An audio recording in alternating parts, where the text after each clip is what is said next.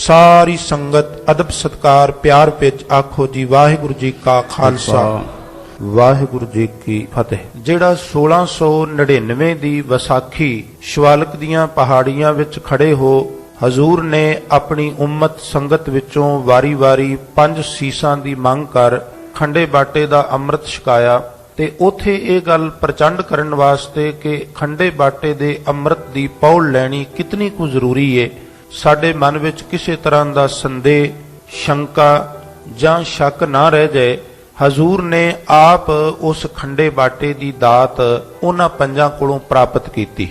ਇਸੇ ਸਬੰਧ ਵਿੱਚ ਕਿ ਜਿਹੜੇ ਅੰਮ੍ਰਿਤ ਦੀ ਦਾਤ ਆਪ ਝੋਲੀ ਅੱਡ ਗੁਰੂ ਗੋਬਿੰਦ ਸਿੰਘ ਮਹਾਰਾਜ ਆਪਣੇ ਲਖਤੇ ਜਿਗਰ ਪੰਜ ਸਿੰਘ ਸਹਿਬਾਨ ਤੋਂ ਮੰਗਦੇ ਨੇ ਕਿ ਅੱਜ ਦੇ ਅਜੋਕੇ ਯੁੱਗ ਵਿੱਚ ਸਿੱਖ ਨੂੰ ਉਸ ਅੰਮ੍ਰਿਤ ਦੀ ਜ਼ਰੂਰਤ ਨਹੀਂ। ਇਸ ਸੰਦਰਭ ਵਿੱਚ 2-4 ਬੇਨਤੀਆਂ ਆਪ ਜੀ ਨਾਲ ਸਾਂਝੀਆਂ ਕਰਾਂ।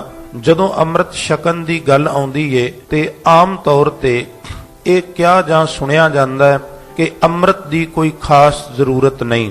ਸਵਾਲ ਹੁੰਦਾ ਕਿਉਂ, ਤੇ ਅੱਗੋਂ ਜਵਾਬ ਇਹ ਮਿਲਦਾ ਵੀ ਅੰਮ੍ਰਿਤ ਜਿਹੜਾ ਹੈ ਅੰਮ੍ਰਿਤ ਬਾਣੀ ਦੇ ਮੁਤਾਬਕ ਮਨੁੱਖ ਦੇ ਹਿਰਦੇ ਦੇ ਉੱਤੇ ਨਿਵਾਸ ਕਰਦਾ ਹੈ ਤੇ ਅੰਮ੍ਰਿਤ ਤੇ ਸਾਡੇ ਅੰਦਰ ਪਹਿਲੋਂ ਤੋਂ ਹੀ ਮੌਜੂਦ ਹੈ। ਹੁਣ ਅੰਮ੍ਰਿਤ ਛਕਣ ਦੀ ਜ਼ਰੂਰਤ ਕੀ ਹੈ? ਇੱਕ ਵਰਗ ਇੱਕ ਸ਼੍ਰੇਣੀ ਉਹ ਹੈ ਜਿਹੜੀ ਇਹ ਤੇ ਆਖਦੀ ਹੈ ਕਿ ਅੰਮ੍ਰਿਤ ਛਕਣਾ ਬਹੁਤ ਜ਼ਰੂਰੀ ਹੈ, ਪਰ ਨਾਲ ਹੀ ਉਹ ਇਹ ਵੀ ਸ਼ੰਕਾ ਪ੍ਰਗਟ ਕਰ ਦਿੰਦੇ ਵੀ ਮੈਂ ਇਹ ਗੱਲ ਚੰਗੀ ਤਰ੍ਹਾਂ ਸਮਝਣਾ ਵਾਂ ਵੀ ਅੰਮ੍ਰਿਤ ਛਕਣਾ ਜ਼ਰੂਰੀ ਹੈ, ਅੰਮ੍ਰਿਤ ਮਨੁੱਖ ਨੂੰ ਹਰ ਹਾਲ ਛਕ ਲੈਣਾ ਚਾਹੀਦਾ ਹੈ, ਪਰ ਮੈਂ ਅੰਮ੍ਰਿਤ ਤਾਂ ਨਹੀਂ ਛਕਦਾ ਵੀ ਅਜੇ ਮੈਂ ਅੰਮ੍ਰਿਤ ਛਕਣ ਦੀ ਤਿਆਰੀ ਕਰ ਰਿਹਾ ਵਾਂ। ਖਿਆਲ ਕਰਿਆ ਜੇ 2-4 ਨੁਕਤੇ ਇਹ ਤੁਹਾਨੂੰ ਸਾਰਿਆਂ ਨੂੰ ਪਤਾ ਹੈ। ਹਜ਼ੂਰ ਦਾ ਪਟਨੇ ਵਿੱਚ ਪ੍ਰਕਾਸ਼ ਹੋਇਆ, ਉਹਨਾਂ ਨੇ ਫਲਾਣੇ ਥਾਂ ਦੇ ਉੱਤੇ ਇਹ ਜੰਗਾਂ ਲੜੀਆਂ, ਇਹ ਜਿਹੜੀਆਂ ਖਾਸ ਗੱਲਾਂ ਇਤਿਹਾਸ ਦੇ ਵਰਕਿਆਂ ਦੇ ਉੱਤੇ ਨੇ ਕਰੀਬਨ ਤੁਹਾਨੂੰ ਸਾਰਿਆਂ ਨੂੰ ਪਤਾ ਹੀ ਹੁੰਦਾ ਹੈ। ਕੰਨ ਰਸ ਦਾ ਕੋਈ ਬਹੁਤਾ ਲਾਭ ਨਹੀਂ। ਆਓ 2-1 ਨੁਕਤੇ ਉਹਨਾਂ ਦੇ ਉਪਦੇਸ਼ ਆਪਾਂ ਆਪਣੇ ਹਿਰਦੇ ਵਿੱਚ ਵਸਾ ਕਮਾਉਣ ਦਾ ਯਤਨ ਕਰੀਏ, ਸ਼ਾਇਦ ਜ਼ਿੰਦਗੀ ਵਿੱਚ ਕ੍ਰਾਂਤੀ ਆ ਜਾਏ। ਇਹ ਸਵਾਲ ਹੁੰਦਾ ਵੀ ਅੰਮ੍ਰਿਤ ਤੇ ਮੈਂ ਛਕਣਾ ਚਾਹੁੰਨਾ, ਵੀ ਮੈਂ ਅੰਮ੍ਰਿਤ ਤਾਂ ਨਹੀਂ ਛਕਦਾ ਕਿਤੇ ਮੇਰੇ ਤੋਂ ਅੰਮ੍ਰਿਤ ਦੀ ਬੇਅਦਬੀ ਨਾ ਹੋ ਜਾਏ। ਬੇਅਦਬੀ ਕਿਵੇਂ ਹੋ ਜਾਏਗੀ? ਉਹ ਕਹਿੰਦੇ ਵੀ ਅੰਮ੍ਰਿਤ ਮੈਂ ਛਕਾਂਗਾ, ਮੈਂ ਤਾਂ ਨਹੀਂ ਛਕਦਾ ਕਿਤੇ ਅੰਮ੍ਰਿਤ ਟੁੱਟ ਨਾ ਜਾਏ। ਇੱਕ ਗੱਲ। ਦੂਜੀ ਗੱਲ, ਅਜੇ ਮੈਂ ਅੰਮ੍ਰਿਤ ਛਕਣ ਦੀ ਤਿਆਰੀ ਕਰ ਰਿਹਾ, ਅੰਮ੍ਰਿਤ ਛਕਾਂਗਾ ਅਜੇ ਨਹੀਂ, ਮੈਂ ਥੋੜਾ ਜਿਹਾ ਮੈਂਟਲੀ ਵੀ ਵੈਸੇ ਵੀ ਆਪਣੀ ਤਿਆਰੀ ਕਰ ਲਵਾਂ ਕਿਤੇ ਅੰਮ੍ਰਿਤ ਮੇਥੋਂ ਟੁੱਟ ਨਾ ਜਾਏ, ਅੰਮ੍ਰਿਤ ਦੀ ਮੇਥੋਂ ਬੇਅਦਬੀ ਨਾ ਹੋ ਜਾਏ, ਮੈਂ ਤਾਂ ਨਹੀਂ ਅੰਮ੍ਰਿਤ ਛਕਦਾ। ਸਭ ਤੋਂ ਪਹਿਲੀ ਗੱਲ ਤੇ ਇਹ ਸਾਧ ਸੰਗਤ ਵੀ ਜਿਹੜਾ ਇਹ ਸਵਾਲ ਹੈ ਵੀ ਅੰਮ੍ਰਿਤ ਕਿਤੇ ਟੁੱਟ ਨਾ ਜਾਏ, ਖਿਆਲ ਕਰਨਾ ਅੰਮ੍ਰਿਤ ਕੋਈ ਕੱਚ ਦਾ ਬਰਤਨ ਨਹੀਂ ਜਿਹੜਾ ਟੁੱਟ ਜਾਂਦਾ ਹੈ। ਇਹ ਸਮਝ ਲੈਣਾ ਚੰਗੀ ਤਰ੍ਹਾਂ ਵੀ ਅੰਮ੍ਰਿਤ ਧਾਰੀ ਪਤਤ ਹੋ ਜਾਏ ਨਾ ਕਿਤੇ, ਖੁਦਾ ਨਾ ਖਾਸਤਾ ਕਿਤੇ ਅੰਮ੍ਰਿਤ ਧਾਰੀ ਤਿਲਕ ਜਾਏ, ਡੋਲ ਜਾਏ ਤੇ ਅੰਮ੍ਰਿਤ ਨਹੀਂ ਟੁੱਟਦਾ। ਅੰਮ੍ਰਿਤ ਕੋਈ ਟੁੱਟਣ ਵਾਲੀ ਚੀਜ਼ ਥੋੜਾ, ਅੰਮ੍ਰਿਤ ਨਹੀਂ ਟੁੱਟਦਾ। ਅੰਮ੍ਰਿਤ ਛਕਣ ਵਾਲਾ ਕਈ ਵਾਰਾਂ ਟੁੱਟ ਜਾਂਦਾ ਹੈ। ਭਲਾ ਅੰਮ੍ਰਿਤ ਕਿਵੇਂ ਟੁੱਟ ਸਕਦਾ ਹੈ? ਮੈਂ ਇੱਕ ਸਾਦਾ ਜਿਹੀ ਇਸ ਗੱਲ ਨੂੰ ਸਮਝਣ ਲਈ ਉਦਾਹਰਣ ਦੇਣਾ। ਅੰਮ੍ਰਿਤ ਹੈ ਕੀ? ਅੰਮ੍ਰਿਤ ਉਹ ਵਸਤੂ ਹੈ ਜਿਹੜੀ ਮਨੁੱਖ ਨੂੰ ਸੰਸਾਰ ਤੋਂ ਸਫ਼ਰ ਸ਼ੁਰੂ ਕਰਾ ਕੇ ਕਾਮ, ਕ੍ਰੋਧ, ਲੋਭ, ਮੋਹ, ਅਹੰਕਾਰ ਦੇ ਸਪੀਡ ਬ੍ਰੇਕਰਾਂ ਤੋਂ ਲੰਘਾ ਕੇ ਆਸਾ ਤ੍ਰਿਸ਼ਨਾ ਦੀਆਂ ਘਾਟੀਆਂ ਨੂੰ ਪਾਰ ਕਰਾ ਕੇ ਆਨੰਦਗੜ੍ਹ ਰਿਆਸਤ ਦੇ ਵਸਿੰਦੇ ਬਣਾ ਸਾਹਮਣੇ ਬੇਗਮਪੁਰੇ ਸ਼ਹਿਰ ਵੱਲ ਉਂਗਲ ਕਰਕੇ ਦੱਸਦਾ ਹੈ ਵੀ ਤੇਰੇ ਮਹਿਬੂਬ ਦਾ ਚਬਾਰਾ ਹੈ। ਉਸ ਚਬਾਰੇ ਦੀ ਇੱਕ ਸੀੜੀ ਦੇ ਉੱਤੇ ਇਸ਼ਾਰਾ ਕਰਕੇ ਦੱਸਦਾ ਹੈ ਇਹ ਧਰਮ ਦੀ ਸੀੜੀ ਏ, ਦੂਜੀ ਗਿਆਨ ਦੀ ਸੀੜੀ ਏ, ਤੀਜੀ ਮਿਹਨਤ ਦੀ ਸੀੜੀ ਏ, ਚੌਥੀ ਬਖਸ਼ਿਸ਼ ਦੀ ਸੀੜੀ ਏ। ਤੇ ਬਖਸ਼ਿਸ਼ ਦੀ ਸੀੜੀ ਤੇ ਖੜੇ ਹੋ ਕੇ ਜਦੋਂ ਦਸਤਕ ਦੇਂਗਾ ਤੇ ਸੱਚਖੰਡ ਦਾ ਦਰਵਾਜ਼ਾ ਖੁੱਲੇਗਾ। ਭਲਾ ਇਹ ਦੱਸੋ ਵੀ ਤੁਸੀਂ ਅੱਜ ਤੱਕ ਕਦੀ ਇਹ ਸੁਣਿਆ ਵੀ ਫਲਾਣੇ ਹਾਈਵੇ ਦੇ ਉੱਤੇ ਐਕਸੀਡੈਂਟ ਹੋਇਆ ਤੇ ਉਸ ਐਕਸੀਡੈਂਟ ਦੇ ਵਿੱਚ ਉਹ ਸੜਕ ਜਿਹੜੀ ਹੈ, ਰੋਡ ਜਿਹੜਾ ਉਹ ਟੁੱਟ ਗਿਆ? ਅੰਮ੍ਰਿਤ ਇੱਕ ਰਸਤਾ ਹੈ ਜਿਹਦੇ ਉੱਤੇ ਜਗਿਆਸੂ ਸੰਸਾਰ ਤੋਂ ਸਫ਼ਰ ਪ੍ਰਾਰੰਭ ਕਰਕੇ ਨਿਰੰਕਾਰ ਦੇ ਦਰਬਾਰ ਪਹੁੰਚਦਾ ਹੈ। ਅੰਮ੍ਰਿਤ ਕੋਈ ਟੁੱਟਣ ਭੱਜਣ ਵਾਲੀ ਵਸਤੂ ਨਹੀਂ। ਦੂਜਾ ਇਹ ਸਵਾਲ ਹੁੰਦਾ ਤੇ ਬੇਨਤੀ ਕਰਦੇ ਆ, ਖੁਦਾ ਨਾ ਖਾਸਤਾ ਕਿਤੇ ਅੰਮ੍ਰਿਤ ਧਾਰੀ ਡੋਲ ਜਾਏ, ਤਿਲਕ ਜਾਏ, ਪਤਤ ਹੋ ਜਾਏ ਤੇ ਜਿਸ ਤਰ੍ਹਾਂ ਸੜਕ ਦੇ ਉੱਤੇ ਪਰਸਪਰ ਟਕਰਾਉਣ ਵਾਲੇ ਵਹੀਕਲ ਯਾਤਾਯਾਤ ਦੇ ਸਾਧਨ ਟਕਰਾਉਣ ਨਾਲ ਜਦੋਂ ਨੇਸਤੋ ਨਾਬੂਦ ਹੁੰਦੇ ਨੇ ਤੇ ਉਹਨਾਂ ਦੀ ਮੁਰੰਮਤ ਦੀ ਜੇ ਸੰਭਾਵਨਾ ਹੋਵੇ ਨਾ ਤੇ ਵਰਕਸ਼ਾਪ ਵਿੱਚ ਜਾ ਕੇ ਉਹਨਾਂ ਦੀ ਦੁਬਾਰਾ ਮੁਰੰਮਤ ਕਰ ਦਿੱਤੀ ਜਾਂਦੀ ਏ, ਉਹੀ ਵਸਤੂ ਉਹੀ ਵਹੀਕਲ ਦੁਬਾਰਾ ਸੜਕ ਤੇ ਫਿਰ ਦੌੜਨ ਲੱਗ ਪੈਂਦਾ। ਇਸੇ ਤਰ੍ਹਾਂ ਖੁਦਾ ਨਾ ਖਾਸਤਾ ਕਿਰੇ ਸਿੱਖ ਪਤਤ ਹੋ ਜਾਏ ਨਾ ਤੇ ਪੰਜਾਂ ਪਿਆਰਿਆਂ ਦੇ ਕੋਲ ਆ ਕੇ ਫਿਰ ਉਹਦੇ ਤੇ ਬਖਸ਼ਿਸ਼ ਕਰ ਦਿੱਤੀ ਜਾਂਦੀ। ਇਸ ਗੱਲੋਂ ਉੱਕਾ ਨਹੀਂ ਡਰਨਾ ਚਾਹੀਦਾ ਵੀ ਕਿਤੇ ਅੰਮ੍ਰਿਤ ਟੁੱਟ ਨਾ ਜਾਏ, ਮੈਂ ਅੰਮ੍ਰਿਤ ਤਾਂ ਨਹੀਂ ਛਕਦਾ। ਇਹ ਬਿਲਕੁਲ ਹਿਰਦੇ ਚੋਂ ਹੂੰਝ ਕੇ ਗੱਲ ਕੱਢ ਦਿਓ ਵੀ ਅੰਮ੍ਰਿਤ ਕੋਈ ਟੁੱਟਣ ਵਾਲੀ ਚੀਜ਼ ਨਹੀਂ। ਅੰਮ੍ਰਿਤ ਹਮੇਸ਼ਾ ਅਮਰ ਚੀਜ਼ ਹੈ। ਅੰਮ੍ਰਿਤ ਧਾਰੀ ਤਿਲਕ ਸਕਦਾ, ਡੋਲ ਸਕਦਾ। ਦੂਜਾ ਸਵਾਲ ਇਹ ਵੀ ਅਸੀਂ ਅੰਮ੍ਰਿਤ ਤੇ ਛਕਣਾ ਚਾਹੁੰਦੇ, ਪਰ ਅਸੀਂ ਅਜੇ ਤਿਆਰੀ ਕਰ ਰਹੇ ਹਾਂ। ਦੋ ਵਰਗ ਨੇ, ਤੇ ਇੱਕ ਵਰਗ ਤੇ ਉਹ ਕਹਿੰਦਾ ਵੀ ਮੈਂਟਲੀ ਤਿਆਰੀ ਹੋਵੇ ਜਾਂ ਯੋਗ ਅੰਮ੍ਰਿਤਧਾਰੀ ਹੋਵੇ ਜਾਂ ਨਾ ਹੋਵੇ, ਛੇਤੀ ਛੇਤੀ ਅੰਮ੍ਰਿਤ ਛਕਾ ਦਿਓ। ਖਿਆਲ ਕਰਨਾ, ਪੋਜ਼ਿਟਿਵ ਤੇ ਨੈਗੇਟਿਵ ਦੋਵੇਂ ਪੱਖ ਆਪਾਂ ਲੈ ਲਈਏ। ਇੱਕ ਵਰਗ ਉਹ ਹੈ ਜਿਹੜਾ ਸਿਰਫ ਇੱਥੇ ਹੀ ਅੜਿਆ ਖਲੋਤਾ ਹੈ ਵੀ ਅੰਮ੍ਰਿਤ ਛਕਾਂਗੇ, ਅਜੇ ਮੈਂ ਮੈਂਟਲੀ ਤਿਆਰ ਨਹੀਂ, ਜਦੋਂ ਮੈਂ ਐਨ ਆਪਣੇ ਆਪ ਨੂੰ ਠੀਕ ਕਰ ਲਾਂਗਾ ਨਾ ਉਦੋਂ ਮੈਂ ਅੰਮ੍ਰਿਤ ਛਕਾਂਗਾ, ਜਦੋਂ ਮੈਂ ਰਹਿਤ ਬਹਿਤ ਵਿੱਚ ਪੂਰਾ ਹੋ ਜਾਵਾਂਗਾ ਉਦੋਂ ਮੈਂ ਅੰਮ੍ਰਿਤ ਛਕਾਂਗਾ। ਇਹ ਤੇ ਸੰਭਵ ਨਹੀਂ ਬਈ ਕੋਈ ਮਨੁੱਖ ਗੁਰੂ ਦੀ ਪੌੜ ਲਏ ਬਗੈਰ ਇਹ ਕਵੇ ਵੀ ਮੈਂ ਅਧੂਰੇ ਤੋਂ ਪੂਰਾ ਹੋ ਜਾ, ਇਹ ਗੱਲ ਕਦਾਚਿਤ ਨਹੀਂ ਹੋ ਸਕਦੀ।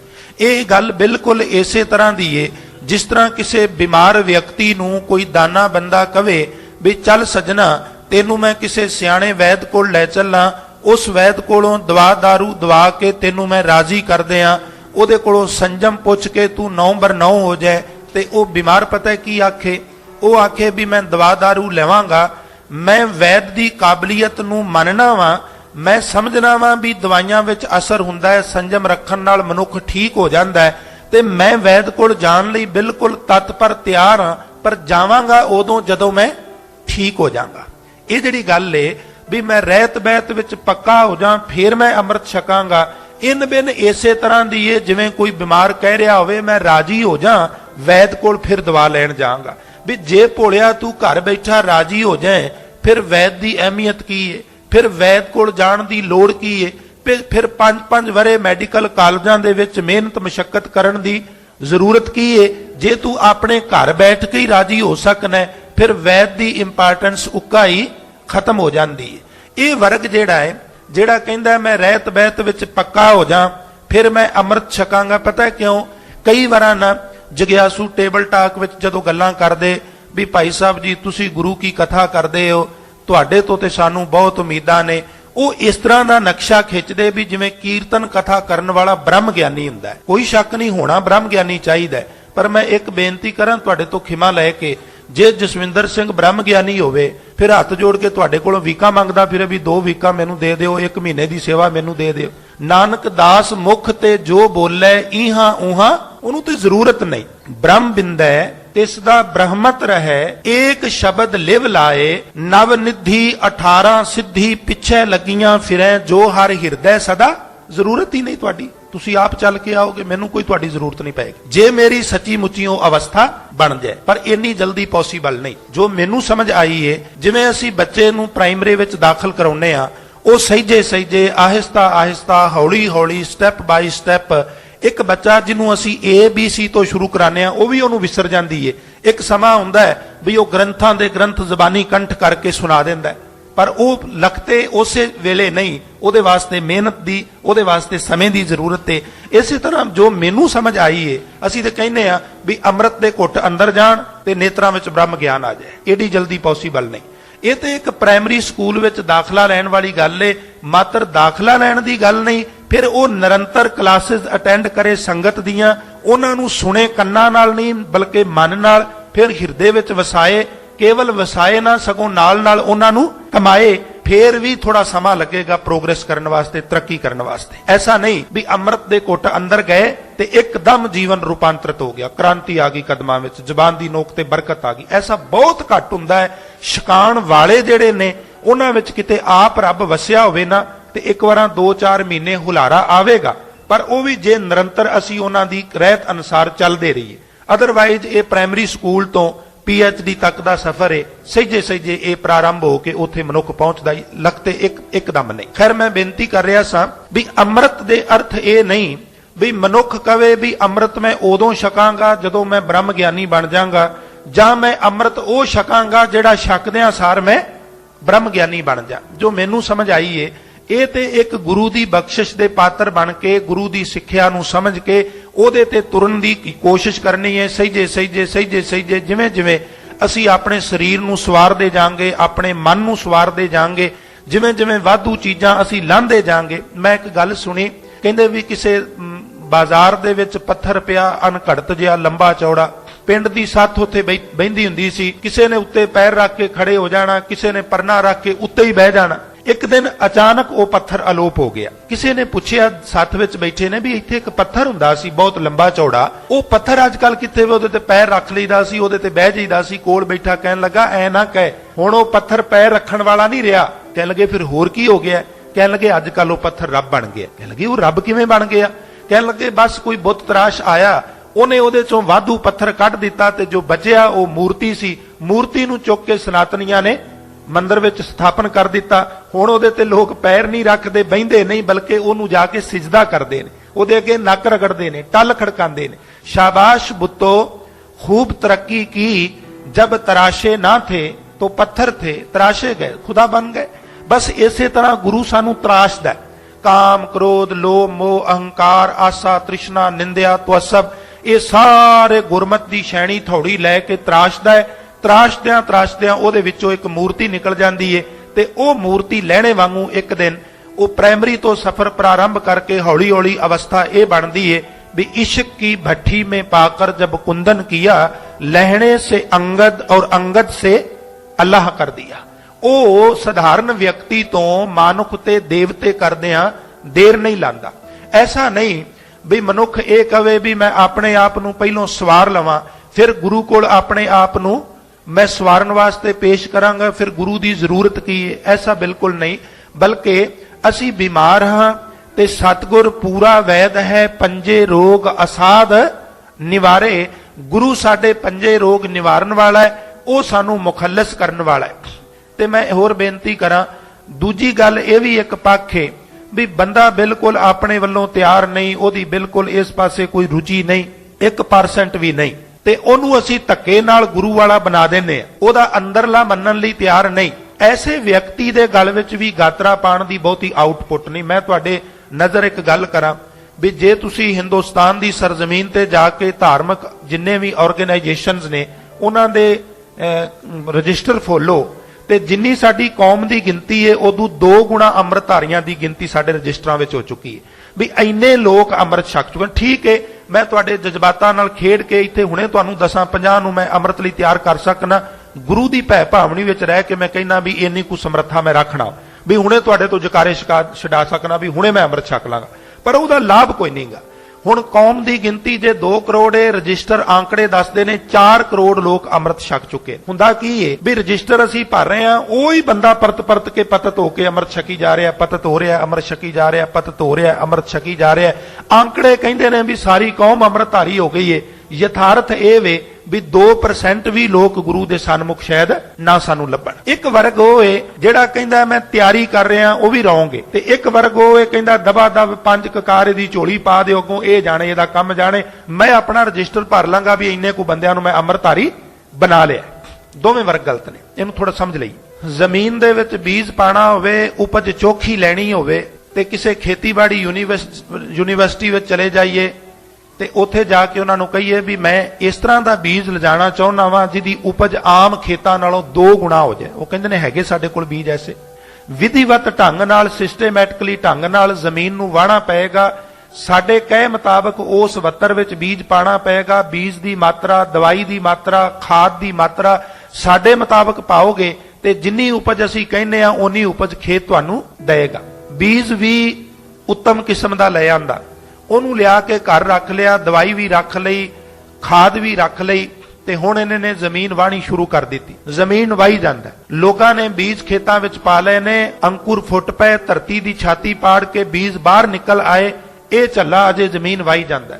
ਬਿਲਕੁਲ ਸੜਕ ਦੇ ਨਾਲ ਜ਼ਮੀਨ ਆਉਣ ਜਾਣ ਵਾਲੇ ਪੁੱਛਦੇ ਨੇ ਵੀ ਹੁਣ ਤੇ 10-15 ਸੀ ਸੁਹਾਗੇ ਤੂੰ ਕਰ ਚੁੱਕਾ, ਹੁਣ 20 ਪਾ ਦੇ। ਉਹ ਕਹਿੰਦਾ ਵੀ ਨਹੀਂ, ਇਹਨੂੰ ਅਜੇ ਵਾਹੀ ਤੁਰੇ ਜਾਣਾ ਹੈ, ਵਾਹੀ ਤੁਰੇ ਜਾਣਾ ਹੈ। ਜਦੋਂ ਵਾਹ ਕੇ ਇਹਦੀ ਬੱਸ ਕਰਾ ਦਿੱਤੀ ਉਦੋਂ ਇਹਦੇ ਵਿੱਚ ਮੈਂ ਬੀਜ ਪਾਣਾ। ਤੇ ਸਿਆਣਾ ਕਿਸਾਨ ਹੱਸਦਾ, ਮੂਰਖਾ ਸੀਜ਼ਨ ਲੰਘ ਗਿਆ ਤੇ ਤੇਰੇ ਵਾਹਣ ਦਾ ਕੀ ਫਾਇਦਾ, ਆਖਰ ਬੀਜ ਪਾਣ ਦਾ ਵੀ ਇੱਕ ਸੀਜ਼ਨ ਹੈ। ਅਬ ਕਲੂ ਆਇਓ ਰੇ ਇੱਕ ਨਾਮ ਬੋਵੋ ਅਨ ਰੁੱਤ ਨਾਹੀ ਮਤ ਭਰਮ ਭੁੱਲੋ। ਜੇ ਸੀਜ਼ਨ ਲੰਘ ਜਾਏ, ਬੀਜ ਜਿੰਨਾ ਮਰਜੀ ਉੱਤਮ ਕਿਸਮ ਦਾ ਹੋਵੇ, ਖਿਆਲ ਕਰਨਾ, ਜ਼ਮੀਨ ਜਿੰਨੀ ਮਰਜੀ ਵਾਹੀ ਹੋਵੇ, ਖਾਦ ਜਿੰਨੀ ਮਰਜੀ ਵਧੀਆ ਪਾਈ ਹੋਵੇ, ਦਵਾਈਆਂ ਉੱਤਮ ਕਿਸਮ ਦੀਆਂ ਦੀ ਵਰਤੋਂ ਕੀਤੀ ਹੋਵੇ, ਜੇ ਸੀਜ਼ਨ ਲੰਘ ਜਾਏ ਤੇ ਉਹ ਸਾਰੀ ਮਿਹਨਤ ਮਸ਼ੱਕਤ ਦਾ ਕੋਈ ਲਾਭ ਨਹੀਂ। ਇੱਕ ਵਰਗ ਉਹ ਏ, ਉਹ ਕਹਿੰਦਾ ਵੀ ਅਸੀਂ ਜ਼ਮੀਨ ਵਾਹੀ ਜਾਣੀ ਏ, ਅਸੀਂ ਤਿਆਰੀ ਕਰੀ ਜਾਣੀ ਏ ਕਣਕ ਬੀਜਣ ਦੀ। ਉਹ ਵਰਗ ਏ ਜਿਹੜਾ ਕਹਿੰਦਾ ਵੀ ਅਸੀਂ ਆਪਣੇ ਆਪ ਨੂੰ ਸਵਾਰ ਰਹੇ ਹਾਂ, ਜਦੋਂ ਅਸੀਂ ਐਨ ਸੌਰ ਜਾਾਂਗੇ ਉਦੋਂ ਅੰਮ੍ਰਿਤ ਛਕਾਂਗੇ। ਦੂਜਾ ਸੱਜਣ ਉਹ ਏ ਵੀ 6 ਮਹੀਨੇ ਬਾਅਦ ਝੋਲਾ ਹੱਥ 'ਚ ਫੜ ਕੇ ਉੱਥੇ ਯੂਨੀਵਰਸਿਟੀ ਪਹੁੰਚ ਗਿਆ। ਤੁਸੀਂ ਤੇ ਕਹਿੰਦੇ ਸੋ 60-70 ਮਣ ਕਿੱਲੇ 'ਚੋਂ ਨਿਕਲੇਗੀ, ਉਹਦੇ 'ਚੋਂ ਤੇ 2 ਮਣ ਕਣਕ ਵੀ ਨਹੀਂ ਨਿਕਲੀ। ਉਹ ਕਹਿਣ ਲੱਗੇ ਵੀ ਕੀਤਾ ਕੀ ਸੀ? ਕਹਿਣ ਲੱਗੇ ਤੁਹਾਡੇ ਕੋਲੋਂ ਬੀਜ ਲਿਜਾ ਕੇ ਪਾਇਆ। ਉਹ ਸਰਵਾ ਕਰਨ ਲਈ ਨਾਲ ਪਹੁੰਚ ਕੇ ਜਦੋਂ ਉੱਥੇ ਗਏ ਤੇ ਬੰਦੇ ਦੇ ਮੋਢੇ ਤੱਕ ਸਰਕੜਾ ਖੜਾ ਉਹਦੇ। ਕਹਿੰਦੇ ਬੀਜ ਕਿਵੇਂ ਪਾਇਆ ਸੀ? ਕਹਿੰਦੇ ਬਸ ਬੀਜ ਲਿਆਂਦਾ, ਝੋਲੀ ਬੰਨੀ ਤੇ ਖਿਲਾਰ ਦਿੱਤਾ। ਉਹ ਕਹਿਣ ਲੱਗੇ ਜ਼ਮੀਨ ਵਾਹੀ ਸੀ, ਵੱਤਰ ਵੇਖਿਆ ਸੀ? ਕਹਿਣ ਲੱਗੇ ਕੁਛ ਨਹੀਂ ਕੀਤਾ, ਮੈਂ ਇੱਕ ਸਿਆੜ ਵੀ ਨਹੀਂ ਕੱਢਿਆ ਜ਼ਮੀਨ ਵਿੱਚ, ਇੱਕ ਬੂਟ ਵੀ ਪੁੱਟ ਕੇ ਮੈਂ ਵੱਟ ਤੇ ਨਹੀਂ ਸੁੱਟਿਆ। ਮੈਂ ਸੋਚਿਆ ਏਡੀ ਵਧੀਆ ਕਿਸਮ ਦਾ ਬੀਜ ਹੈ, ਇਹਦੇ ਵਾਸਤੇ ਜ਼ਮੀਨ ਵਾਹਣ ਦੀ ਕੀ ਜ਼ਰੂਰਤ ਹੈ? ਉਹ ਤੇ ਘਟੀਆ ਬੀਜ ਹੋਣ ਤੇ ਜ਼ਮੀਨ ਵਾਹਣੀ ਪੈਂਦੀ ਹੈ। ਐਡਾ ਵਧੀਆ ਬੀਜ ਹੈ, ਇਹ ਬਿਨਾਂ ਵਾਹੀ ਜ਼ਮੀਨ ਵਿੱਚ, ਬਿਨਾਂ ਵੱਤਰ ਜ਼ਮੀਨ ਵਿੱਚ, ਬਿਨਾਂ ਮੌਸਮ ਦੇ ਵੀ ਉੱਗ ਪਏਗਾ। ਇੱਕ ਉਹ ਵਰਗ ਹੈ ਜਿਹੜਾ ਕਹਿੰਦਾ ਹੈ ਹਿਰਦੇ ਰੂਪੀ ਜ਼ਮੀਨ ਨੂੰ ਤਿਆਰ ਕਰਨ ਦੀ ਕੋਈ ਜ਼ਰੂਰਤ ਨਹੀਂ, ਬੀ ਪਾ ਦਿਓ, ਕੋਈ ਸ਼ੱਕ ਨਹੀਂ ਵੀ ਦਸ਼ਮੇਸ਼ ਦਾ ਇਹ ਬੀ ਬੜੀ ਉੱਤਮ ਕਿਸਮ ਦਾ ਹੈ, ਇਹਦੀ ਆਊਟਪੁੱਟ ਬਹੁਤ ਆਲਾ ਹੈ। ਪਰ ਜੇ ਜ਼ਮੀਨ ਬਿਲਕੁਲ ਹੀ ਤਿਆਰ ਨਹੀਂ ਤੇ ਭਲਾ ਦਸ਼ਮੇਸ਼ ਦਾ ਬੀਜ ਵੀ ਸਾਡਾ ਕੀ ਸਵਾਰ ਸਕਦਾ ਹੈ? ਇਸ ਵਾਸਤੇ ਜ਼ਰੂਰੀ ਹੈ ਵੀ ਥੋੜੀ ਬਹੁਤੀ ਸਾਡੀ ਮੈਂਟਲੀ ਤਿਆਰੀ ਵੀ ਹੋਵੇ, ਤੇ ਇਹ ਵੀ ਜ਼ਰੂਰੀ ਹੈ ਵੀ ਅਸੀਂ ਮਾਤਰ ਤਿਆਰੀ ਵਿੱਚ ਹੀ ਰੁੱਝੇ ਆਪਣਾ ਜੀਵਨ ਨਾ ਗਵਾ ਦਈਏ, ਕਿਉਂਕਿ ਪਤਾ ਕੋਈ ਨਹੀਂਗਾ ਵੀ ਕੱਲ ਆਵੇ ਕਿ ਨਾ ਆਵੇ। ਕੱਲ ਦੀ ਗੱਲ ਨਹੀਂ, ਇੱਥੇ ਤੇ ਇਹ ਵੀ ਕੋਈ ਪਤਾ ਨਹੀਂ। ਹਮ ਆਦਮੀ ਹਾਂ ਇੱਕ ਦਮੀ, ਮੋਹਲਤ ਮੋਹਤ ਨਾ ਜਾਣਾ। ਦਸ਼ਮੇਸ਼ ਪਿਤਾ ਨੇ ਮੇਰੀ ਜਾਚੇ, ਜਿਹੜੇ ਆਪ ਅੰਮ੍ਰਿਤ ਦੇ ਦਾਤੇ ਨੇ, ਤੁਸੀਂ ਸਮਝਦੇ ਹੋ ਵੀ ਉਹਨਾਂ ਨੂੰ ਅੰਮ੍ਰਿਤ ਛਕਣ ਦੀ ਜ਼ਰੂਰਤ ਸੀ। ਆਪ ਅੰਮ੍ਰਿਤ ਦਾ ਦਾਤਾ ਅੰਮ੍ਰਿਤ ਛਕਦਾ ਹੈ। ਜਿਹੜੀ ਮੈਨੂੰ ਸਮਝ ਆਈ ਨਾ, ਜਿਸ ਤਰ੍ਹਾਂ ਆਪਣੇ ਬੱਚਿਆਂ ਨੂੰ ਮੈਦਾਨੇ ਜੰਗ ਵਿੱਚ ਸ਼ਹੀਦ ਕਰਾਇਆ, ਮਨੁੱਖ ਦੀ ਫਿਤਰਤ ਹੈ ਵੀ ਇਹ ਪੋਜ਼ਿਟਿਵ 1 ਜਾਂ 2% ਸੋਚਦਾ, 98-99% ਇਹ ਨੈਗੇਟਿਵ ਸੋਚਦਾ ਹੈ। ਇਹਨੇ ਕਹਿ ਦੇਣਾ ਸੀ ਵੀ ਆਪਣੇ ਪੁੱਤਰ ਤੇ ਬਚਾ ਕੇ ਉੱਥੋਂ ਦੌੜ ਗਿਆ, ਲੋਕਾਂ ਦੇ ਬਗਾਨੇ ਪੁੱਤਰ ਮੈਦਾਨੇ ਜੰਗ ਵਿੱਚ ਮਰਵਾ ਦਿੱਤੇ, ਲੋਕਾਂ ਨੂੰ ਅੰਮ੍ਰਿਤ ਛਕਾ ਦਿੱਤਾ, ਆਪ ਅੰਮ੍ਰਿਤ ਛਕਿਆ ਸਾਸੂ। ਹੁਣ ਕੋਈ ਗੈਰ ਅੰਮ੍ਰਿਤ ਧਾਰੀਆ ਤੁਹਾਨੂੰ ਸਟੇਜ ਤੇ ਬਹਿ ਕੇ ਕਵੇ ਅੰਮ੍ਰਿਤ ਛਕੋ, ਤੁਸੀਂ ਕਹੋਗੇ ਪਹਿਲਾਂ ਆਪ ਤੇ ਛਕ ਲੈ, ਫਿਰ ਸਾਨੂੰ ਵੀ ਛਕਾ ਲਈ। ਜੇ ਸਧਾਰਨ ਵਿਅਕਤੀ ਨੂੰ ਮਨੁੱਖ ਇੰਨੀ ਗੱਲ ਕਹਿ ਸਕਦਾ ਹੈ, ਮੇਰੀ ਆਪਣੀ ਸੋਚ ਸਮਝੇ ਲੋਕਾਂ ਨੇ ਦਸ਼ਮੇਸ਼ ਨੂੰ ਵੀ ਕਹਿਣਾ ਸੀ ਤੂੰ ਕਿਹੜਾ ਅੰਮ੍ਰਿਤ ਛਕਿਆ, ਸਾਨੂੰ ਅੰਮ੍ਰਿਤ ਛਕਣ ਲਈ ਪ੍ਰੇਰਨਾ। ਇਸ ਵਾਸਤੇ ਸਾਨੂੰ ਸਿੱਧੇ ਰਾਹ ਤੇ ਲਿਆਉਣ ਲਈ, ਵੈਸੇ ਅੰਮ੍ਰਿਤ ਦਾਤੇ ਨੂੰ ਅੰਮ੍ਰਿਤ ਦੀ ਕੋਈ ਜ਼ਰੂਰਤ ਨਹੀਂ, ਉਹ ਤੇ ਆਪ ਅੰਮ੍ਰਿਤ ਦੇ ਦਾਤੇ ਨੇ, ਉਹ ਤੇ ਆਪ ਵੈ ਪ੍ਰਗਟਿਓ ਪੁਰਖ। ਕਿਹੜਾ? ਭਗਵੰਤ ਰੂਪ, ਭਗਵੰਤ ਰੂਪ। ਆਪ ਕਰਤਾਰ ਦਾ ਰੂਪ ਗੁਰੂ ਗੋਬਿੰਦ ਸਿੰਘ ਮਹਾਰਾਜ ਪ੍ਰਕਾਸ਼ ਧਾਰਦੇ ਨੇ ਸੰਸਾਰ ਦੇ ਉੱਤੇ, ਸੰਸਾਰ ਦਾ ਮਨੁੱਖਤਾ ਦਾ ਭਲਾ ਕਰਨ ਵਾਸਤੇ, ਸਿਰਫ ਸਾਡੇ ਇਸ ਤਰਕ ਨੂੰ ਕੰਡੈਮ ਕਰਨ ਵਾਸਤੇ ਵੀ ਜੇ ਗੁਰੂ ਗੋਬਿੰਦ ਸਿੰਘ ਨੇ ਆਪ ਨਹੀਂ ਅੰਮ੍ਰਿਤ ਛਕਿਆ ਤੇ ਉਹ ਵੀ ਭਵਸਾਗਰ ਤੋਂ ਪਾਰ ਹੋਏ ਹੋਣਗੇ, ਅਸੀਂ ਵੀ ਹੋ ਜਾਾਂਗੇ। ਸਾਡੀ ਇਸ ਗੱਲ ਨੂੰ ਪਹਿਲੋਂ ਤੋਂ ਅੰਤਰਜਾਮੀ ਸਤਿਗੁਰੂ ਜਾਣਦੇ, ਸਾਡਾ ਭਲਾ ਕਰਨ ਵਾਸਤੇ ਉਹਨਾਂ ਬੁੱਕ ਕੱਢ ਕੇ ਅੰਮ੍ਰਿਤ ਦੀ ਦਾਤ ਲੈ ਲਈ ਵੀ ਕੱਲ ਨੂੰ ਕੋਈ ਤਰਕ ਨਾ ਕਰੇ। ਗੁਰਮਤ ਕਹਿੰਦੀ ਏ ਉਪਦੇਸ਼ ਜ਼ਰੂਰੀ ਏ, ਅੰਮ੍ਰਿਤ ਛਕਣਾ ਜ਼ਰੂਰੀ ਏ। ਉਂਝ ਤੇ ਗੁਰਮਤ ਵਿੱਚ ਬੇਅੰਤ ਐਸੇ ਬਚਨ ਨੇ, ਪਰ ਇੱਕ ਬਚਨ ਸ਼੍ਰੀਮਾਨ ਭਾਈ ਗੁਰਦਾਸ ਜੀ ਦੀਆਂ ਪੰਜਾਬੀ ਵਾਰਾਂ ਵਿੱਚੋਂ ਅੰਮ੍ਰਿਤ ਛਕਣਾ ਕਿਉਂ ਜ਼ਰੂਰੀ ਹੈ, ਟੁੰਬਣ ਵਾਸਤੇ ਮੈਂ ਸੰਗਤ ਨਾਲ ਸਾਂਝਾ ਕਰਨਾ ਉਹਨਾਂ, ਮੈਨੂੰ ਬੜਾ ਉਹ ਪ੍ਰੀਤਕਾਰ ਲੱਗਦਾ। ਭਾਈ ਜੀ ਕਹਿੰਦੇ ਨੇ, ਭਾਈ ਸਾਹਿਬ ਭਾਈ ਗੁਰਦਾਸ ਜੀ ਗੁਰੂ ਵਾਲੇ ਬਣਨ ਦੀ ਜਦੋਂ ਪ੍ਰੇਰਣਾ ਕਰਦੇ ਨੇ, ਉਂਝ ਤੇ ਬੇਅੰਤ ਬਚਨ ਨੇ ਉਹਨਾਂ ਦੇ। ਉਹ ਕਹਿੰਦੇ ਨੇ ਵੀ ਮਾਂ ਪ੍ਰਸੂਤ ਦੀ ਪੀੜ ਨੂੰ ਸਹਿੰਦੀ ਏ ਇੱਕ ਮਨ ਵਿੱਚ ਆਸ ਉਮੀਦ ਲੈ ਕੇ, ਕਿਉਂਕਿ ਜਿਸ ਸਰਜ਼ਮੀਨ ਦੇ ਉੱਤੇ ਹਜ਼ੂਰ ਦਸਾਂ ਪਾਤਸ਼ਾਹੀਆਂ ਦੇ ਪ੍ਰਕਾਸ਼ ਹੋਏ ਉਹ ਪੁਰਸ਼ ਪ੍ਰਧਾਨ ਸਮਾਜ ਹੈ, ਤੇ ਪੁਰਸ਼ ਪ੍ਰਧਾਨ ਸਮਾਜ ਦੇ ਵਿੱਚ ਗੱਲ ਸਮਝਣ ਵਾਸਤੇ ਹਜ਼ੂਰ ਨੇ ਉੱਥੇ ਉਸੇ ਤਰ੍ਹਾਂ ਦੇ ਦ੍ਰਿਸ਼ਟਾਂਤ ਤੇ ਐਗਜ਼ਾਮਪਲਸ ਦਿੱਤੀਆਂ। ਕਹਿਣ ਲੱਗੇ ਮਾਂ ਜਦੋਂ ਆਪਣੇ ਗਰਭ ਦੀ ਦੇਖ ਰੇਖ ਕਰਦੀ ਏ ਤੇ ਉਮੀਦ ਉਹਨੂੰ ਇਹ ਹੁੰਦੀ ਹੈ ਵੀ ਘਰ ਵਿੱਚ ਪੁੱਤਰ ਜਨਮ ਲਵੇ। ਅੱਜ ਵੀ ਭਾਵੇਂ ਅਸੀਂ ਯੂਰਪ 'ਚ ਬੈਠੇ ਆ, ਦੂਰ ਦਰਾਜ 7 ਸਮੁੰਦਰ ਪਾਰ ਬੈਠੇ ਆ, ਸਾਡਾ ਕਲਚਰ ਇਸ ਤਰ੍ਹਾਂ ਦਾ ਹੈ ਵੀ ਇੱਕ ਔਰਤ ਹੋ ਕੇ ਵੀ ਉਹ ਇਹ ਨਹੀਂ ਭਾਲਦੀ ਵੀ ਮੇਰੇ ਘਰ ਔਰਤ ਜਨਮ ਲਵੇ, ਮਰਦ ਜਨਮ ਲਵੇ। ਐਸੇ ਸਾਡੇ ਸੰਸਕਾਰ ਬਣ ਚੁੱਕੇ ਨੇ, ਕਿਉਂਕਿ ਉਹ ਸਾਡੇ ਉੱਤੇ ਉਥੋਂ ਦੇ ਕਲਚਰ ਦਾ ਅਸਰ ਹੈ। ਹੋਰ ਗੁਰਮਤ ਵਿੱਚ ਧੀ ਪੁੱਤਰ ਦਾ ਵਖਰੇਵਾ ਨਹੀਂ। ਤੇ ਭਾਈ ਜੀ ਨੇ ਕੇਵਲ ਸਮਝਣ ਲਈ ਕਿਹਾ, ਕਹਿੰਦੇ ਨੇ ਮਾਂ ਕਹਿੰਦੀ ਏ ਪੁੱਤਰ ਜਨਮ ਲਵੇ, ਜਿਵੇਂ ਹਜ਼ੂਰ ਅੰਮ੍ਰਿਤ ਬਾਣੀ ਵਿੱਚ ਵੀ ਕਹਿੰਦੇ, ਜਿਉ ਜਨਨੀ ਗਰਭ ਪਾਲਤੀ ਸੁਤ ਕੀ ਕਰ ਆਸਾ, ਵੱਡਾ ਹੋਏ ਧਨ ਖਾਟ ਲਿਆਏ ਕਰ ਭੋਗ ਬਲਾਸਾ। ਪੁੱਤਰ ਵੱਡਾ ਹੋਵੇ, ਧਨ ਖੱਟ ਕੇ ਲਿਆਵੇ, ਮੈਂ ਭੋਗ ਬਲਾਸ ਕਰਾਂ, ਭਾਵ ਮੈਂ ਉਹਨੂੰ ਭੋਗਾਂ, ਮौज ਕਰਾਂ। ਪੁੱਤਰ ਕਮਾਈ ਕਰੇ, ਮੈਂ ਬਹਿ ਕੇ ਪੁੱਤਰ ਦੀ ਕਮਾਈ ਖਾਂ। ਤੇ ਐਸਾ ਹੁੰਦਾ ਹੈ ਅੱਜ ਵੀ, ਜੇ ਪੰਜਾਬੀ ਸੱਭਿਆਚਾਰ ਦੇ ਵਿੱਚ ਪੁੱਤਰ ਨੇ ਨਾਮਣਾ ਲੈਣਾ ਹੈ, ਜਸ ਖੱਟਣਾ ਹੈ, ਤੇ ਉਹਦਾ ਇਹੀ ਤਰੀਕਾ ਹੈ ਵੀ ਮਾਂ ਪਿਓ ਦੀ ਸੇਵਾ ਕਰੇ। ਮਾਂ ਪਿਓ ਬਵੇ ਬਿਰਧ ਅਵਸਥਾ ਹੈ, ਪੁੱਤਰ ਕਮਾ ਕੇ ਉਹਨਾਂ ਦੇ ਸਾਹਮਣੇ ਢੇਰੀ ਕਰੇ, ਲੈ ਬਾਪੂ ਆ ਕਮਾਏ ਨੇ। ਜੇ ਨਹੀਂ ਤੇ ਕਈ ਵਾਰ ਪਿਓ ਵੀ ਕਹਿ ਦਿੰਦਾ ਹੁੰਦਾ ਸੀ ਕਦੀ ਚੰਗਾ, ਪਰ ਹੁਣ ਉਹ ਨਹੀਂ ਰਿਹਾ। ਮਾਂ ਵੀ ਕਹਿ ਦਿੰਦੀ ਹੁੰਦਾ ਸੀ ਕਦੀ ਚੰਗਾ, ਪਰ ਜਦੋਂ ਦੀ ਆਹ ਬਘਿਆੜੀ ਆਈ ਏ ਉਦੋਂ ਦਾ ਇਹ ਬਦਲ ਗਿਆ। ਐਸਾ ਹੁੰਦਾ ਹੈ ਕਿਉਂਕਿ ਗੱਲ ਚੋਂ ਠੀਕਰਿਆਂ ਦੀ। ਕਹਿਣ ਲੱਗੇ ਮਾਂ ਗਰਭ ਪਾਲਦੀ ਏ, ਘਰ ਪੁੱਤਰ ਜਨਮ ਲਵੇ, ਪੁੱਤਰ ਮੈਨੂੰ ਕਮਾ ਕੇ ਖੱਟ ਕੇ ਦੇ, ਤੇ ਜੇ ਪੁੱਤਰ ਨਾ ਅਹਿਲ ਹੋਵੇ, ਨਾ ਲਾਇਕ ਹੋਵੇ ਨਾ, ਤੇ ਸਾਡੇ ਸੱਭਿਆਚਾਰ ਵਿੱਚ ਇਹ ਵੀ ਕਹਿ ਦਿੰਦੇ ਨੇ ਵੀ ਨਲਾਇਕ ਪੁੱਤਰ ਨਾਲੋਂ ਧੀ ਚੰਗੀ। ਕਿਉਂ ਚੰਗੀ ਏ? ਕਹਿੰਦੇ ਨੇ ਵੀ ਧੀ ਨੂੰ ਕੰਨੋਂ ਫੜ ਕੇ ਜਿੱਧਰ ਤੋਰੀਏ ਵਿਚਾਰੀ ਤੁਰ ਜਾਂਦੀ ਏ, ਪਰਾਇਆ ਘਰ ਵਸਾਂਦੀ ਏ, ਡੋਲੀ ਵਿੱਚ ਬਹਾ ਕੇ ਤੋਰੀਦਾ ਤੇ ਉਸ ਘਰ ਵਿੱਚੋਂ ਉਹਦੀ ਅਰਥੀ ਉੱਠਦੀ ਏ, ਆਗਿਆਕਾਰੀ ਰਹਿੰਦੀ ਏ, ਜਿਸ ਘਰ ਵਿੱਚ ਵੀ ਰਹਿੰਦੀ ਏ ਆਗਿਆ ਦਾ ਪਾਲਣ ਕਰਦੀ। ਫਿਰ ਭਾਈ ਜੀ ਤੀਜੀ ਸਤਰ ਵਿੱਚ ਕਹਿੰਦੇ ਨੇ ਵੀ ਜੇ ਧੀ ਇਸ ਤਰ੍ਹਾਂ ਦੀ ਹੋਵੇ ਜਿਹੜੀ ਪਰੇ ਪੰਚਾਇਤ ਵਿੱਚ ਬਹਿਣ ਜੋਗਾ ਨਾ ਛੱਡੇ, ਪਿਓ ਦੀ ਪੱਗ ਚਾ ਉਧਾਲੇ, ਇਸ ਤਰ੍ਹਾਂ ਦੀ ਧੀ ਨਾਲੋਂ ਤੇ ਘਰ ਵਿੱਚ ਸਪਣੀ ਜੰਮ ਪਏ ਤੇ ਚੰਗੀ ਏ। ਸੈਂਸ ਇਹ ਵੇ ਵੀ ਸਾਡੇ ਪੰਜਾਬੀਆਂ ਅੰਦਰ ਇੱਕ ਇਹ ਵੀ ਗੱਲ ਏ ਵੀ ਹੱਡ ਸੁੱਚਾ ਹੋਵੇ ਨਾ, ਹੱਡ ਸੁੱਚਾ, ਰਿਸ਼ਤਾ ਨਾਤਾ ਕਰਨ ਲੱਗੇ ਕਹਿੰਦੇ ਫਲਾਣੇ ਘਰ ਦਾ ਰਿਸ਼ਤਾ ਲੈ ਲਓ, ਤੇ ਉਹ ਕਹਿੰਦੇ ਵੀ ਨਹੀਂ, ਉਹ ਕਹਿਣ ਲੱਗੇ ਵੀ ਉਹ ਤੇ ਮਹਾਰਾਜ ਬੜਾ ਸਹਿੰਦਾ ਪੈਂਦਾ ਘਰ ਏ, ਤੇ ਜਿਨ੍ਹਾਂ ਨੂੰ ਗੁਰੂ ਦੀ ਭੈ ਭਾਵਨੀ ਉਹ ਕਹਿੰਦੇ ਨੇ ਘਰ ਤੇ ਸਹਿੰਦਾ ਪੈਂਦਾ ਪਰ ਹੱਡ ਸੁੱਚਾ ਨਹੀਂ। ਹੱਡ ਸੁੱਚਾ ਨਹੀਂ ਤੇ ਨਾ ਸਹੀ, ਅੱਗੋਂ ਬੱਚੇ ਸੁੱਚੇ ਹੋ ਜਾਣਗੇ। ਉਹ ਕਹਿੰਦੇ ਐਸਾ ਸੰਭਵ ਨਹੀਂ। ਪਿਓ ਪਰ ਮਾਂ ਪਰ ਧੀ, ਪਿਤਾ ਪਰ ਘੋੜਾ, ਬਹੁਤਾ ਨਹੀਂ ਤੇ ਥੋੜਾ ਥੋੜਾ ਸੰਭਵ। ਮਾਂ ਦੇ ਉੱਤੇ ਧੀ ਦੇ ਜਾਣ ਦੀ ਆਸ ਏ, ਪਿਓ ਦੇ ਉੱਤੇ ਪੁੱਤਰ ਦੇ ਜਾਣ ਦੀ ਆਸ ਏ। ਇਸ ਕਰਕੇ ਸਾਡੇ ਸੱਭਿਆਚਾਰ ਵਿੱਚ ਇਹ ਵੀ ਕਹਿ ਦਿੰਦੇ ਧੀ ਇਸ ਤਰ੍ਹਾਂ ਦੀ ਹੋਵੇ ਪਰੇ ਪੰਚਾਇਤ ਵਿੱਚ ਬਹਿਣ ਜੋਗੀ ਨਾ ਛੱਡੇ, ਤੇ ਲੋਕ ਕਹਿੰਦੇ ਨੇ ਨਿੱਜ ਜੰਮਦੀ, ਇਹਦੇ ਘਰ ਤੇ ਸੱਪ ਜਨਮ ਲੈ ਲੈਂਦਾ ਤੇ ਚੰਗਾ ਸੀ। ਕਿਉਂ? ਕਿਉਂਕਿ ਸੱਪ ਆਪਣੇ ਬੱਚਿਆਂ ਨੂੰ ਆਪ ਹੀ ਖਾ ਜਾਂਦਾ, ਗੰਦ ਨਹੀਂ ਪੈਂਦਾ, ਤੇ ਉਹ ਜਿਹਦਾ ਹੱਡ ਸੁੱਚਾ ਨਹੀਂ ਉਹਦੇ ਅੱਗੋਂ ਔਲਾਦ ਵੀ ਉਸ ਤਰ੍ਹਾਂ ਦੇ ਹੋਣ ਦੀ ਆਸ ਹੈ। ਇਸ ਕਰਕੇ ਸਾਡੇ ਇਸ ਤਰ੍ਹਾਂ ਵੀ ਕਹਿ ਦਿੰਦੇ। ਤੇ ਭਾਈ ਗੁਰਦਾਸ ਜੀ ਕਹਿੰਦੇ ਮਾਂ ਗੱਭਣ ਜੀ ਜਾਣ ਦੀ, ਪੁੱਤ ਸਪੁੱਤ ਹੋਵੇ ਸੁਖਦਾਈ, ਕਪੁੱਤੋਂ ਧੀ ਚੰਗੇਰੜੀ, ਪਰ ਘਰ ਜਾਏ ਵਸਾਏ ਨਾ ਆਈ, ਕੁਧੀਓਂ ਸੱਪ ਸਕਾਰ ਥਾ, ਜਾਓ ਜਣੇਂਦੀ ਜਣ ਜਣ ਖਾਈ, ਮਾਂ ਡੈਣ ਧਨ ਧਨ ਹੈ, ਕਪਟੀ ਪੁੱਤ ਖਾਏ ਆਘਾਈ। ਅਗਲੀ ਸਤਰ ਵਿੱਚ ਕਹਿੰਦੇ ਨੇ ਬਾਹਮਣ ਗਾਈ ਖਾਏ ਸੱਪ। ਸੱਪ ਏਡਾ ਨਾ ਮੁਰਾਦ ਜਾਨਵਰ ਏ, ਏਡਾ ਨਾ ਮੁਰਾਦ ਜੀਵ ਏ ਵੀ ਸਾਡੇ ਉਥੋਂ ਦੇ ਮਾਹੌਲ ਦੇ ਅੰਦਰ ਸਨਾਤਨ ਧਰਮ ਦੇ ਵਿੱਚ ਦੋ ਚੀਜ਼ਾਂ ਦੀ ਪੂਜਾ ਹੁੰਦੀ ਏ। ਗਾਂ ਨੂੰ ਲੋਕ ਮਾਂ ਕਹਿੰਦੇ ਨੇ ਤੇ ਬਾਹਮਣ ਨੂੰ ਗੁਰੂ ਕਹਿੰਦੇ। ਦਸ਼ਮੇਸ਼ ਪਿਤਾ ਤੋਂ ਪਹਿਲਾਂ ਜਦੋਂ ਪਹਿਲੇ ਜਾਮੇ ਵਿੱਚ ਹਜ਼ੂਰ ਵਿਚਰੇ, ਉਥੇ ਇੱਕ ਗਾਂ ਤੇ ਬ੍ਰਾਹਮਣ ਦੀ ਬੜੀ ਪ੍ਰੀਤਕਾਰ ਕਥਾ ਹੈ, ਜਿਹਨੂੰ ਹਜ਼ੂਰ ਨੇ ਆਸਾ ਕੀ ਵਾਰ ਵਿੱਚ ਵੀ ਨਿਰੂਪਣ ਕੀਤਾ। ਹਜ਼ੂਰ ਗੁਰੂ ਗੋਬਿੰਦ ਸਿੰਘ ਗੁਰੂ ਨਾਨਕ ਸਾਹਿਬ ਮਹਾਰਾਜ ਜੀ ਦੇ ਜੀਵਨ ਵਿੱਚ ਮਹਾਕਵੀ ਸੰਤੋਖ ਸਿੰਘ ਨੇ ਉਸ ਸ਼ਬਦ ਨੂੰ ਨਿਰੂਪਣ ਕੀਤਾ ਹੈ ਨਾਨਕ ਪ੍ਰਕਾਸ਼ ਵਿੱਚ। ਗੁਰੂ ਨਾਨਕ ਸਾਹਿਬ ਵੇਈ ਨਦੀ ਵਿੱਚ ਅੰਮ੍ਰਿਤ ਵੇਲੇ ਇਸ਼ਨਾਨ ਕਰ ਰਹੇ ਸਨ। ਇਸ਼ਨਾਨ ਕਰਕੇ ਬਾਹਰ ਨਿਕਲੇ, ਭਾਈ ਮਰਦਾਨਾ ਜੀ ਕੋਲ ਖੜੇ ਨੇ, ਕੱਪੜੇ ਬੁੱਕਲ ਵਿੱਚ ਲੈ ਕੇ ਹਜ਼ੂਰ ਨੇ ਵਸਤਰ ਪਾਏ, ਤੇ ਪਰਸਪਰ ਝਗੜੇ ਦੀ ਉੱਚੀ ਉੱਚੀ ਸ਼ੋਰ ਸ਼ਰਾਬੇ ਦੀ ਆਵਾਜ਼ ਆਵੇ। ਗੁਰੂ ਨਾਨਕ ਸਾਹਿਬ ਮਹਾਰਾਜ ਵਸਤਰ ਪਾ ਕੇ ਕਹਿੰਦੇ ਨੇ ਮਰਦਾਨੇ, ਇੰਜ ਲੱਗਦਾ ਹੈ ਜਿਵੇਂ ਕੋਈ ਝਗੜ ਰਿਹਾ ਹੈ ਤੇ ਕਾਫੀ ਤਲਖੀ ਵਿੱਚ ਆ ਕੇ ਝਗੜ ਰਿਹਾ ਹੁੰਦਾ ਹੈ। ਕਹਿਣ ਲੱਗਾ ਹਾਂ ਮਹਾਰਾਜ ਮੈਂ ਤੇ ਕਦੇ ਦਾ ਸੁਣ ਰਿਹਾ। ਮਹਾਰਾਜ ਕਹਿਣ ਲੱਗੇ ਕੌਣ ਹੈ? ਕਹਿਣ ਲੱਗੇ ਮਹਾਰਾਜ ਆ ਪੁਲ ਦੇ ਉੱਤੇ ਚੁੰਗੀ ਵਾਲਾ ਬੈਠਾ ਹੈ ਨਾ, ਕੋਈ ਲੰਘਦਾ ਹੋਣਾ ਹੈ, ਉਹ ਚੁੰਗੀ ਮੰਗਦਾ ਹੋਣਾ ਹੈ, ਉਹ ਦਿੰਦਾ ਨਹੀਂ ਹੋਣਾ, ਉਹਨਾਂ ਦਾ ਝਗੜਾ ਹੋ ਗਿਆ। ਗਏ ਹਜ਼ੂਰ, ਉੱਥੇ ਗਏ, ਜਾ ਕੇ ਤੱਕਿਆ, ਜਿਹੜਾ ਸੱਜਣ ਚੁੰਗੀ ਤੇ ਬੈਠਾ ਹੈ ਉਹ ਮੂਲ ਰੂਪ ਵਿੱਚ ਖੱਤਰੀ। ਚਾਰ ਵਰਗ ਨੇ, ਖੱਤਰੀ ਬ੍ਰਾਹਮਣ ਸੂਦ ਵੈਸ, ਉਹ ਖੱਤਰੀ। ਤੇ ਜਿਹੜੇ ਨਾਲ ਝਗੜਾ ਕਰ ਰਿਹਾ ਉਹ ਬ੍ਰਾਹਮਣ ਹੈ, ਉਹਦੇ ਹੱਥ ਵਿੱਚ ਗਾਂ ਦਾ ਸੰਗਲ ਹੈ।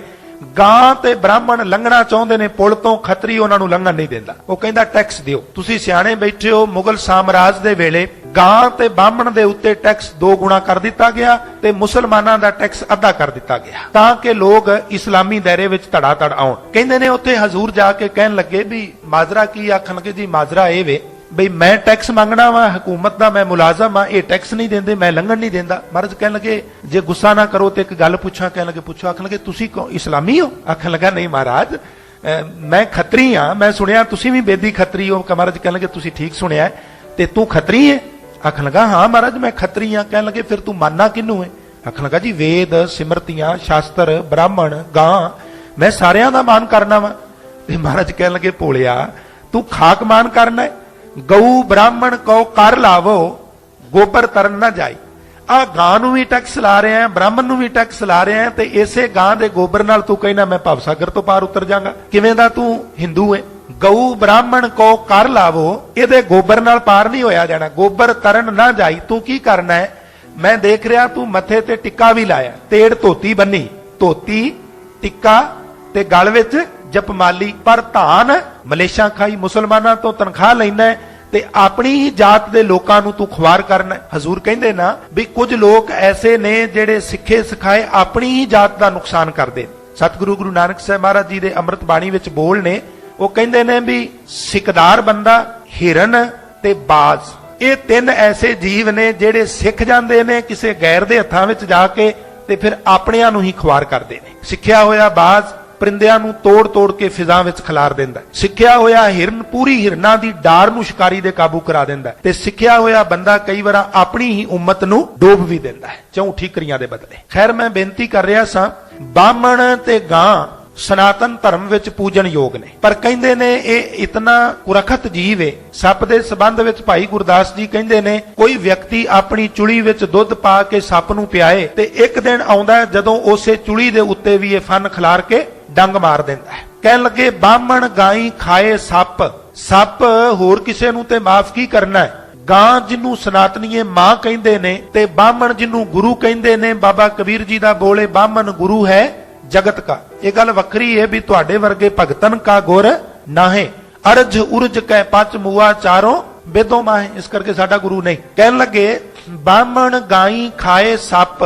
ਸੱਪ ਦੇ ਸਾਹਮਣੇ ਗਾਂ ਆ ਜਾਏ ਡੰਗ ਮਾਰੇਗਾ, ਸੱਪ ਦੇ ਸਾਹਮਣੇ ਬਾਹਮਣ ਆ ਜਾਏ ਡੰਗ ਮਾਰੇਗਾ, ਕੋਈ ਲਿਹਾਜ਼ ਨਹੀਂ। ਪਰ ਇੱਕ ਥਾਂ ਤੇ ਜਾ ਕੇ ਸੱਪ ਵੀ ਲਿਹਾਜ਼ ਕਰ ਦਿੰਦਾ। ਕੋਈ ਸਪੇਰਾ ਮੂੰਹ ਦੇ ਉੱਤੇ ਬੁੱਲਾਂ ਦੇ ਉੱਤੇ ਬੀਨ ਰੱਖ ਕੇ ਬੀਨ ਵਜਾਂਦਾ ਵਜਾਂਦਾ ਸੱਪ ਦੀ ਖੁੱਡ ਕੋਲ ਜਾਏ, ਇਹ ਫਿਰ ਬਾਹਰ ਨਿਕਲਦਾ, ਫਿਰ ਇਹ ਫਨ ਖਿਲਾਰ ਕੇ ਧਰਤੀ ਤੋਂ ਚੁੱਕ ਲੈਂਦਾ, ਫਿਰ ਮਸਤ ਹੋ ਕੇ ਗੁੱਗੇ ਪੀਰ ਦਾ ਮੰਤਰ ਸੁਣਦਾ। ਬੇਜ਼ਬਾਨ ਸੱਪ ਕਹਿੰਦਾ, ਉਹ ਬੀਨ ਵਜਾਉਣ ਵਾਲਿਆ, ਫੜ ਮੈਨੂੰ ਧੌਣ ਤੋਂ ਪਟਾਰੀ ਵਿੱਚ ਬੰਦ ਕਰ ਲਿਓ। ਕਹਿਣ ਲੱਗਾ, ਫਰੇਬ ਕਰਨਾ ਡੰਗ ਮਾਰੂ ਹੋਵੇਗਾ। ਕਹਿਣ ਲੱਗਾ, ਨਾ ਕਦਾਚਿਤ ਨਹੀਂ। ਆਖਣ ਲੱਗਾ, ਮੈਂ ਕਿਵੇਂ ਵਿਸ਼ਵਾਸ ਕਰਾਂ, ਮੈਂ ਤੇ ਸੁਣਿਆ ਵੀ ਸੱਪੈ ਦੁੱਧ ਪਿਆਈਐ ਵੇ ਮੁਖੋਂ ਸੱਟੈ। ਜਿਹੜਾ ਤੈਨੂੰ ਦੁੱਧ ਪਿਆਏ ਅੰਮ੍ਰਿਤ ਪਿਆਏ ਉਹਨੂੰ ਵੀ ਤੂੰ ਜ਼ਹਿਰ ਦੇਣਾ। ਕਹਿਣ ਲੱਗਾ, ਇਹ ਠੀਕ ਹੈ, ਮੈਂ ਅੰਮ੍ਰਿਤ ਦੇਣ ਵਾਲਿਆਂ ਨੂੰ ਵੀ ਜ਼ਹਿਰ ਦੇਣਾ, ਪਰ ਕਿਉਂਕਿ ਤੂੰ ਲਮਹੇ ਤੋਂ ਬਾਅਦ ਮੁੱਦਤਾਂ ਤੋਂ ਬਾਅਦ ਅੱਜ ਮੇਰੇ ਕੰਨਾਂ ਵਿੱਚ ਕਿਸੇ ਨੇ ਮੇਰੇ ਗੁਰੂ ਦਾ ਮੰਤਰ ਪਾਇਆ, ਮੇਰੇ ਕੋਲ ਦੇਣ ਲਈ ਕੁਝ ਨਹੀਂ, ਮੈਂ ਹੀ ਮੈਂ ਹਾਂ, ਮੈਨੂੰ ਪਟਾਰੀ 'ਚ ਬੰਦ ਕਰ ਲੈ। ਮੈਂ ਤੇਰੇ ਨਾਲ ਵਚਨ ਕਰਨਾ, ਤੈਨੂੰ ਤੇ ਡੰਗ ਕੀ ਮਾਰਨਾ, ਸ਼ਰੇ ਬਾਜ਼ਾਰ ਵਿੱਚ ਜਾ ਕੇ ਮੇਰਾ ਤਮਾਸ਼ਾ ਵਿਖਾਈ, ਮੈਂ ਕਿਸੇ ਤਮਾਸ਼ਬੀਨ ਨੂੰ ਵੀ ਡੰਗ ਨਹੀਂ ਮਾਰਾਂਗਾ। ਬਾਹਮਣ ਗਾਈ ਖਾਏ ਸੱਪ, ਪੜ ਗੁਰ ਮੰਤਰ ਪਵਾਏ ਪੜਾਈ। ਗੁਰੂ ਦਾ ਮੰਤਰ ਸੁਣ ਕੇ ਆਪਣੇ ਆਪ ਨੂੰ ਪਟਾਰੀ ਵਿੱਚ ਗ੍ਰਿਫਤਾਰ ਕਰਾ ਲੈਂਦਾ ਤੇ ਕਹਿਣ ਲੱਗੇ, ਨਗੁਰਿਆ ਤੂੰ ਤੇ ਪਤਾ ਨਹੀਂ ਗੁਰੂ ਦੇ ਕਿੰਨੇ ਕੁ ਸ਼ਬਦ ਸੁਣੇ ਨੇ, ਕਿੰਨੇ ਤਬਲੇ ਪਾਟ ਗਏ, ਕਿੰਨੀਆਂ ਢੋਲਕੀਆਂ ਪਾਟ ਗਈਆਂ, ਕਿੰਨੀਆਂ ਸਰੰਗੀਆਂ ਖਰਾਬ ਹੋ ਗਈਆਂ, ਕਿੰਨੇ ਕਥਾਵਾਚਕ ਵਿਚਾਰੇ ਚਲਾਣੇ ਕਰ ਗਏ ਕਥਾ ਸੁਣਾ ਕੇ, ਪਰ ਤੂੰ ਟਸ ਤੋਂ ਮਸ ਨਹੀਂ ਹੋਇਆ। ਨਗੁਰੇ ਤੁਲ ਨਾ ਹੋਰ ਕੋਈ ਸਿਰਜਨ ਹਾਰੇ ਸ੍ਰਿਸ਼ਟ ਉਪਾਈ। ਮਾਤਾ ਪਿਤਾ ਨਾ ਗੁਰ ਸ਼ਰਨਾਈ। ਨਾ ਮਾਂ ਦੇ ਆਖੇ ਲੱਗੇ, ਨਾ ਪਿਓ ਦੇ ਆਖੇ ਲੱਗੇ, ਹੋਰ ਤੇ ਹੋਰ ਤੂੰ ਗੁਰੂ ਦੇ ਆਖੇ ਵੀ ਨਹੀਂ ਲੱਗਦਾ। ਯਾਦ ਰੱਖ, ਸੰਸਾਰੀ ਪਾਣੀ ਤੋਂ ਤਰਨਾ ਹੋਵੇ ਤੇ ਤੂੰ ਉਹਨਾਂ ਦਾ ਵਿਸ਼ਵਾਸ ਕਰਨਾ ਹੈ ਜਿਹੜੇ ਆਪ ਤਰਨਾ ਜਾਣਦੇ ਨੇ, ਤੇ ਜੇ ਭੌਜਲ ਤੋਂ ਵੀ ਤਰਨਾ ਹੈ ਤੇ ਉਹਦਾ ਵਿਸ਼ਵਾਸ ਕਰ ਜਿਹੜਾ ਆਪ ਤਰਦਾ ਹੈ ਹੋਰਾਂ ਨੂੰ ਤਾਰਦਾ ਹੈ। ਭਾਵੇਂ ਮਨੁੱਖ ਕਿੰਨਾ ਤੇਜ਼ ਤਰਾਰ ਹੋਵੇ, ਕਿੰਨਾ ਸੁਚੇਤ ਹੋਵੇ, ਗੁਰੂ ਦਾ ਇਹ ਫੈਸਲਾ ਹੈ ਵੀ ਜਿਹੜਾ ਬੰਦਾ ਗੁਰੂ ਵਾਲਾ ਨਹੀਂ ਬਣਦਾ ਭਵ ਸਾਗਰ ਤੋਂ ਪਾਰ ਨਹੀਂ ਹੋ ਸਕਦਾ। ਨਾਨਕ ਗੁਰੂ ਨਾ ਚੇਤਨੀ ਮਨ ਆਪਣੇ ਸੁਚੇਤ, ਛੁੱਟੈ ਤਿਲ ਬੁਆੜ ਜਿਉ ਸੁਣੈ ਅੰਦਰ ਖੇਤ। ਖੇਤੈ ਅੰਦਰ ਛੁੱਟਿਆ ਕਹੋ ਨਾਨਕ ਸੋ ਨਾ, ਫਲੀਆਂ ਫੁਲੀਆਂ ਬਪੜੇ ਭੀ ਤਨ ਵਿੱਚ। ਗੁਰੂ ਵਾਲੇ ਤਿਲਾਂ ਦੀ ਖੇਤੀ ਵਰਗੇ ਨੇ ਤੇ ਨਗੁਰੇ ਬੁਆੜ ਦੀ ਖੇਤੀ ਵਰਗੇ ਨੇ। ਤਿਲਾਂ ਨੂੰ ਕਿਸਾਨ ਸੰਭਾਲ ਕੇ ਆਪਣੇ ਘਰ ਲੈ ਜਾਂਦਾ ਹੈ ਕਿਉਂਕਿ ਉਹਨਾਂ ਵਿੱਚ ਤਿਲਾਂ ਦੇ ਦਾਣੇ ਨੇ। ਬੁਆੜ ਦੇ ਬੂਟੇ ਖੇਤ ਵਿੱਚ ਖੜੇ ਰਹਿੰਦੇ ਨੇ ਕਿਉਂਕਿ ਉਹਨਾਂ ਵਿੱਚ ਸਵਾਹ ਹੈ। ਫਿਰ ਕੋਈ ਭੱਠੀ ਬਾਲਣ ਵਾਲਾ ਬਾਲਣ ਵਾਸਤੇ ਲੈ ਜਾਂਦਾ, ਕੋਈ ਮੱਝ ਮਿੱਧ ਦਿੰਦੀ, ਕੋਈ ਪਾਲੀ ਠੁੱਡਾ ਮਾਰ ਦਿੰਦਾ, ਫਿਰ ਉਹ ਭੱਠੀਆਂ ਦੇ ਵਿੱਚ ਜਾ ਕੇ ਬੁਆੜ ਦੇ ਬੂਟੇ ਸੜਦੇ। ਇਸੇ ਤਰ੍ਹਾਂ ਨਗੁਰੇ ਕਦੀ ਕਾਮ ਦੀ ਭੱਠੀ, ਕਦੀ ਕ੍ਰੋਧ, ਕਦੀ ਲੋਭ ਮੋਹ ਤੇ ਅਹੰਕਾਰ ਦੀਆਂ ਭੱਠੀਆਂ ਵਿੱਚ ਸੜਦੇ ਤੇ ਜੀਵਨ ਗਵਾ ਬੈਠਦੇ। ਜਿਹੜੇ ਗੁਰੂ ਦਾ ਆਸਰਾ ਪਰਨਾ ਲੈਂਦੇ ਨੇ ਉਹਨਾਂ ਨੂੰ ਗੁਰੂ ਕਿਰਪਾ ਕਰਕੇ ਬਾਹ ਫੜ ਕੇ ਭਵ ਸਾਗਰ ਤੋਂ ਪਾਰ ਉਤਾਰਦਾ। ਇਤਨੀਆਂ ਜੋਦੜੀਆਂ ਬੇਨਤੀਆਂ ਪ੍ਰਵਾਨ ਕਰਨੀਆਂ, ਹੋਈਆਂ ਭੁੱਲਾਂ ਚੁੱਕਾਂ ਦੀ ਖਿਮਾ ਕਰਨੀ। ਆਓ ਅੰਤ ਗੁਰੂ ਫਤਿਹ ਦੀ ਸਾਂਝ ਕਰਦੇ ਹੋਏ ਆਸੀਸ ਦਿਓ। ਸਾਰੀ ਸੰਗਤ ਅਦਬ ਸਤਕਾਰ ਪਿਆਰ ਵਿੱਚ ਆਖੋ ਜੀ ਵਾਹਿਗੁਰੂ ਜੀ ਕਾ ਖਾਲਸਾ ਵਾਹਿਗੁਰੂ ਜੀ ਕੀ ਫਤਿਹ।